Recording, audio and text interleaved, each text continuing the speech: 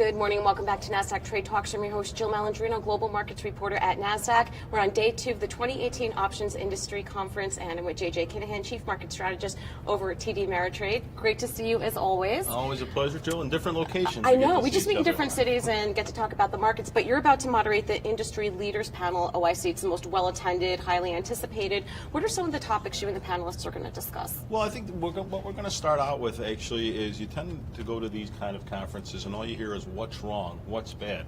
So I'm going to start out with what's positive, what are we doing well. We just came off the greatest quarter in terms of options volume in the history of options. So, you know, volatility obviously helps, but there are a lot of things going right, and I think sometimes we have a tendency to focus too much on the negative. So let's talk about the positive and what can we do more of to appeal to investors, banks, whatever it may be, so that their needs are being filled, and how can the exchanges help lead us there? The tone for 2018 definitely seems more positive than it was for 2017, and I'm glad you mentioned that because exchanges are notoriously hyper-competitive. That's not Absolutely. a secret. And I think it's pretty amazing watching everyone come together and focus on ways to make the options industry better, to focus on market structure and so forth.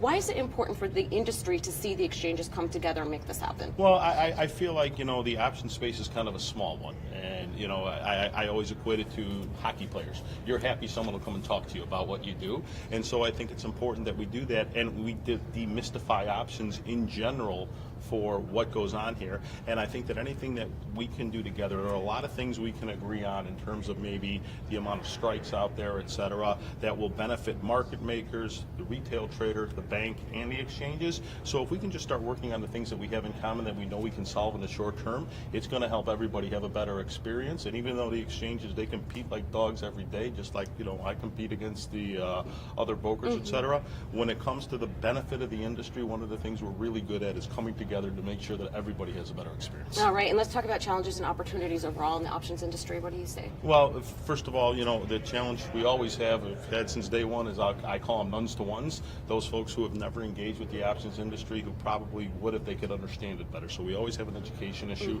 We do a lot of work on that. We do have some issues in terms of, as I said, the number of strikes, et cetera. And no matter what business you're in, and ours is no difference, there's always going to be some debate about the proper level of fees and things that go on there. But these are healthy conversations with everybody coming in with the right attitude of trying to make this a better experience for everybody. All right, well, thank you very much for joining me at OIC. Always. I'll see you in New York on Monday. Always a pleasure, Jill. Yeah, and then we'll talk markets There again. you go. Well, thank you very much, guys. I'm Jill Malandrino, Global Markets Reporter at Nasdaq.